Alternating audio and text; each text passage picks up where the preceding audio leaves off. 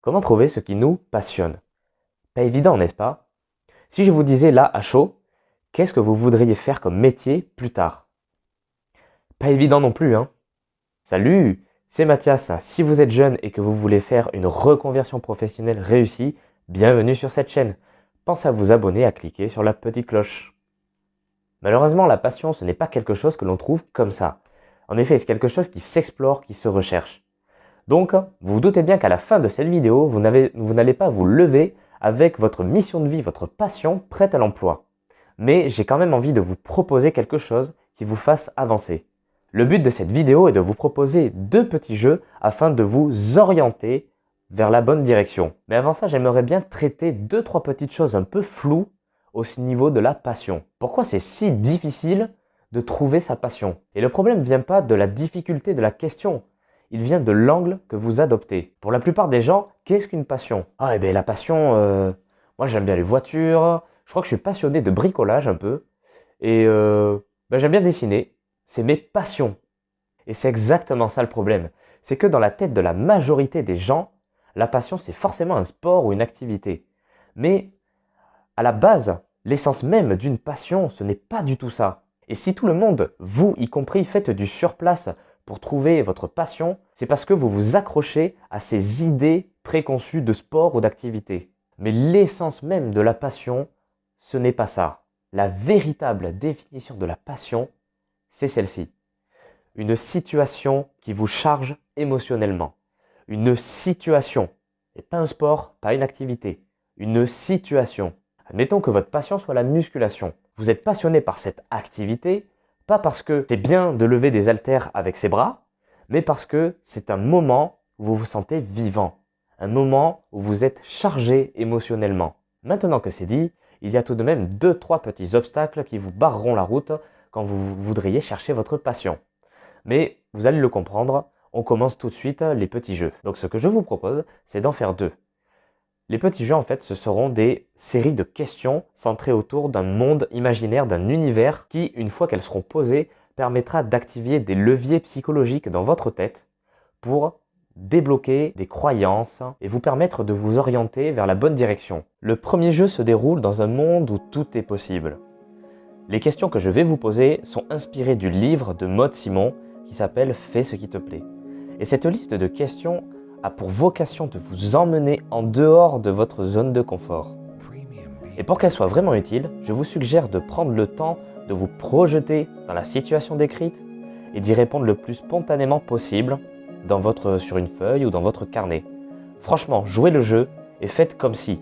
Oubliez le monde réel et laissez-vous porter. Dans ce monde aux possibilités infinies, il existe un génie. Le génie d'Aladin.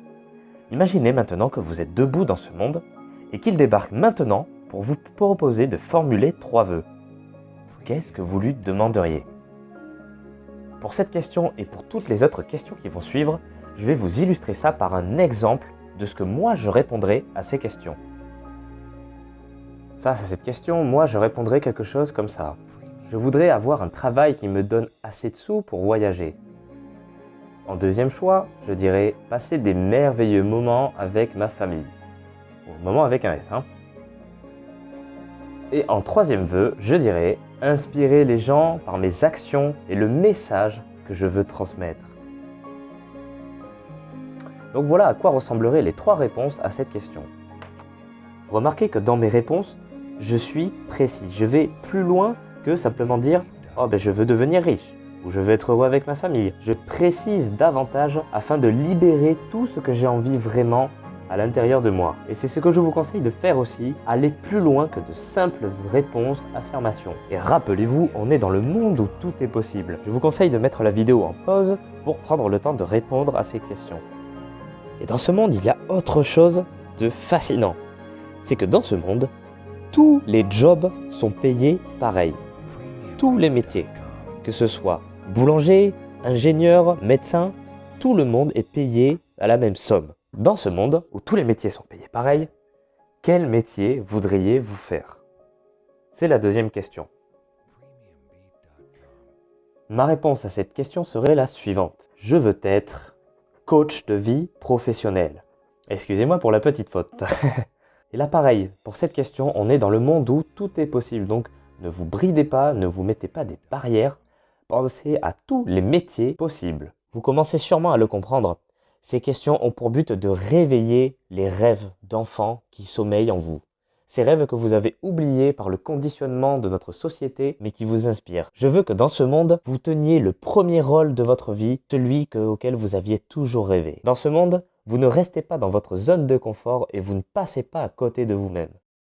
Et dans ce monde, il y a une troisième règle, une troisième chose encore plus incroyable, c'est que vous êtes reconnu pour vos talents dans votre domaine d'activité. Vous êtes reconnu par tout le monde, par le gouvernement, par votre famille, par vos proches, tout le monde. La question, quels seraient ces talents et quel serait ce domaine d'activité? On revient comme d'habitude pour mon petit exemple. Quels seraient mes talents? Alors moi, ce serait être naturellement inspirant et pouvoir motiver n'importe qui à agir. Et pour mon domaine d'activité, ce serait la carrière professionnelle. Là aussi, j'ai été vraiment au bout de ma réflexion pour répondre. Il ne s'agit pas simplement de dire « je veux aider les autres ». Vous avez répondu aux questions? Bravo! La visualisation est un outil incroyable pour pouvoir faire une belle introspection à l'intérieur de soi. Là, actuellement, vous êtes en train de rouvrir la malle au trésor. Et ces petites questions, c'était qu'un petit échauffement pour ce qui arrive après. Nous arrivons au deuxième exercice. Pour la prochaine série de questions qui va arriver, vous n'êtes pas obligé de répondre à toutes les questions. Vous pouvez même répondre dans le désordre si vous voulez. Ces questions ont pour but de vous titiller sous différents angles afin de provoquer un plus gros travail d'introspection et de faire remonter les pépites qui sont en vous. Le premier niveau de ce jeu est d'identifier une cause qui vous fend le cœur et pour laquelle vous voulez agir. Alors le premier exercice est, comme au primaire, un texte à trous. Beaucoup plus court et en beaucoup moins chiant. Commencez par répondre à la phrase suivante. Quand je vois une situation que vous observez autour de vous, cela me rend dingue, voire vraiment triste. Attention à bien identifier le plus précisément possible une cause pour laquelle vous vous sentez appelé à agir. Voici quelques exemples. Quand je vois des entrepreneurs qui jouent au petit par peur de se planter, cela me rend dingue. Quand je vois la qualité des vêtements dans les magasins, cela me rend dingue. Quand je vois la quantité de déchets que nous générons toutes les semaines, cela me rend dingue. Et moi, mon propre exemple, ce serait quand je vois tous les gens qui se lèvent le lundi matin, qui attendent le vendredi pour revivre le week-end, cela me rend dingue. Mettez en pause cette vidéo et répondez à la question.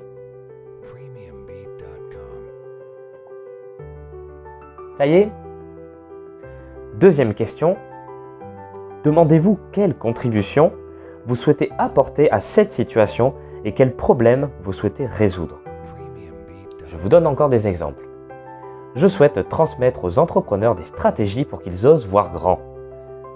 Je souhaite qu'il soit possible de faire fabriquer en Chine sans pour autant devoir faire un compromis sur la qualité et l'impact environnemental et social.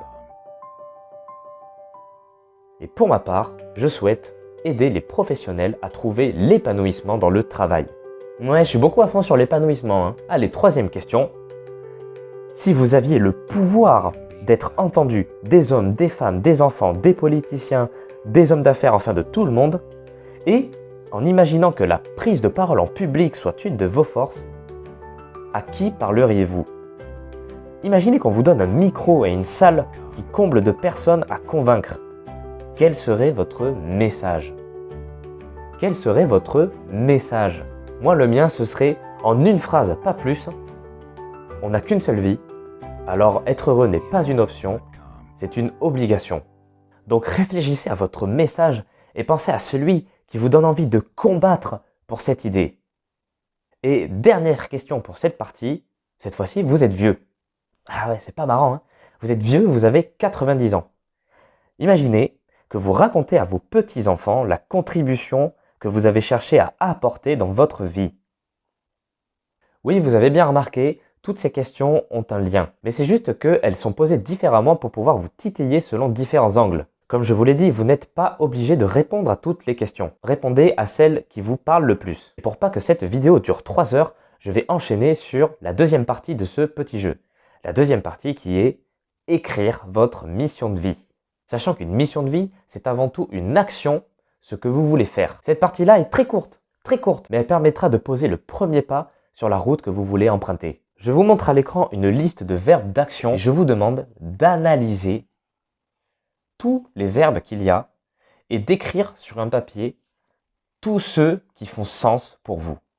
Tous ceux qui, quand vous le lisez, ça résonne dans votre tête. Ça vous rappelle des souvenirs, ça fait quelque chose en vous. Et choisissez 1 à 3 verbes, pas plus, afin de pouvoir extraire les huiles essentielles de ce que vous désirez le plus. Et pour reprendre ma magnifique feuille de papier, voici les 3 verbes qui me représentent. Le premier, accompagner. Le second, communiquer. Et le troisième, inspirer. Voilà les 3 verbes qui font sens pour moi. Ces 3 verbes, quand je les lis, ça me donne envie de faire quelque chose, de me lever de ma chaise, ça réveille quelque chose en moi. Et c'est exactement ce qu'il faut que vous fassiez quand vous lisez ces verbes. Ça doit venir du cœur, ça doit venir même spontanément, j'ai envie de dire. Bon, c'est la fin de cette vidéo. J'espère que ces petits jeux vous ont plu. Ces petits jeux d'ailleurs, ce n'est pas moi qui les ai inventés. Ce sont des outils qu'utilisent des coachs de vie professionnels et qui ont prouvé que ça marchait. Si cette vidéo vous a plu, vous pouvez la partager et pensez à vous abonner en cliquant sur le petit bouton qui est juste ici. Je vous dis à bientôt pour une prochaine vidéo.